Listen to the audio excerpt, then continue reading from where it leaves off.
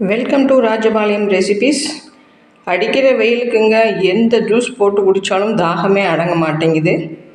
இப்போ நம்ம ஒரு 4 வெள்ளரிக்காய் 2 லைம் போட்டு இந்த மாதிரி ஒரு நன்னாரி போட்டு ஒரு சர்பத் தான் போட போகிறோம். ரொம்ப சூப்பராக இருக்கும். ஜில்லுன்னு குடிக்கலாம், நீங்கள் வெந்நீர் ஆற வச்சு கூட குடிக்கலாம். ஒவ்வொருத்தங்களுக்கும் இப்போ உடம்பு ஒத்துக்காது, அதனால் சொல்கிறேன். நான் வெந்நீர் ஆற வச்சு இதில் தான் போட்டு தர போகிறேன் எல்லாருக்குமே. இது எப்படி போட்டதுன்னு பார்த்துடலாம். இப்போ வெள்ளரிக்காய் இந்த மாதிரி ஸ்லைஸ் பண்ணி போட்டுக்கோங்க.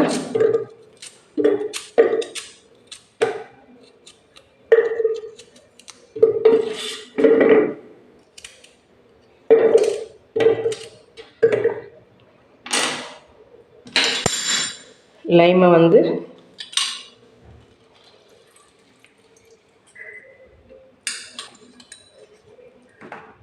அவ்வளோதான். இதுக்கு சர்க்கரை அதெல்லாம் ஒன்றும் தேவையில்லை.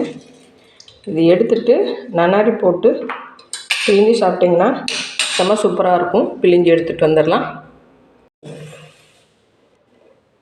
இப்போ பாருங்கள், அடித்து எடுத்துகிட்டு வந்தாச்சு. இதில் நன்னாரி கலந்து வடிகட்டி எடுத்துகிட்டு வந்துடுறேன்.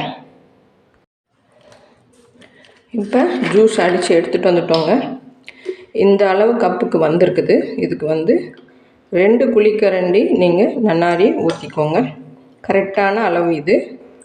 இன்னும் வேணால் இன்னும் கொஞ்சம் கூட ஊற்றிக்கோங்க, நல்லா தான் இருக்கும் டேஸ்ட். அவ்வளோதாங்க. இது கலந்து வீட்டில் எல்லாருக்கும் கொடுங்க. சூப்பராக இருக்கும். டேஸ்ட் பண்ணி பார்த்துட்டு சொல்கிறேன். அவ்வளோ சூப்பராக இருக்குங்க. இப்போ கிளாஸில் ஊற்றிடலாம்.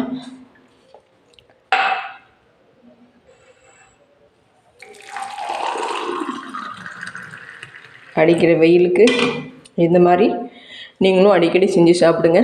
நிறைய தண்ணி குடிங்க. இந்த வெயிலுக்கு அதுதான் ரொம்ப நல்லது. நீங்களும் இது மாதிரி செஞ்சு பாருங்கள். நிறைய பேர் செய்வீங்க. இந்த மாதிரி வெள்ளரி